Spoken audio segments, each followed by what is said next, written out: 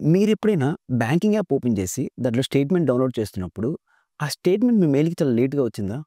జనరల్‌గా statement request చేస్తే అది ఫాస్ట్‌గానే రావాలే. ఎందుకంటే దాని వెనక టెక్ అనేది చాలా బ్యూటిఫుల్‌గా ఉంటదన్నమాట. ఫర్ ఎగ్జాంపుల్ ఫస్ట్ నువ్వు రిక్వెస్ట్ చేస్తావు.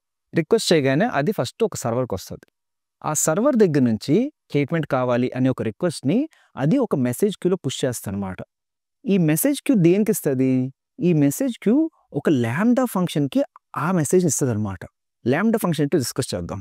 దాని తర్వాత ఈ లాంబ్డా ఫంక్షన్ ఏం చేస్తదంటే, నీ డేటాబేస్‌కి పిలుస్తది. డేటాబేస్‌లో నీ ట్రాన్సాక్షన్స్ అనేవి తెచ్చుకొని, దాని ద్వారా ఒక స్టేట్‌మెంట్ పీడీఎఫ్ క్రియేట్ చేసి, ఆ పీడీఎఫ్‌ని ఒక ఎస్3 బకెట్‌లో పెడతదన్నమాట.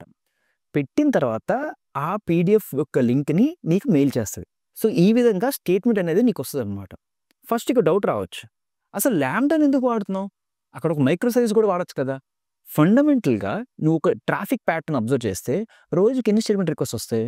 ఒక 10 లేకపోతే 1000 ఇంకో రోజు 0 ఇంకో రోజు 40.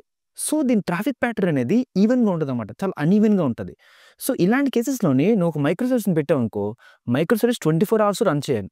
కానీ కొన్ని కొన్ని సార్లు అసలు నీకు రిక్వెస్టే రాకపోవచ్చు. సో, కాస్ట్ ఎఫెక్టివ్ కాదు. సో, అందుకే ఇంటెలిజెంట్‌గా వీళ్ళు ఏం తయారు చేశారంటే, ఈ సర్వర్‌లెస్ ఫంక్షన్స్ అనేవి తయారు చేశారన్నమాట. దాన్నే లాంబ్డా అంటారు ఏడబ్ల్యూఎస్‌లోని. ఇదేం చేస్తదంటే, దాన్ని నువ్వు లేపగానే అది వెంటనే లెగిసి, ఆ రిక్వెస్ట్ మొత్తం ప్రాసెస్ చేసి మళ్ళీ పడుకొని పోద్దన్నమాట. సో, 24 అవర్స్ రన్ అవ్వద్దు. దీనివల్ల నీ కాస్ట్ అనేది చాలా ఆప్టిమైజ్ అవుద్దన్నమాట.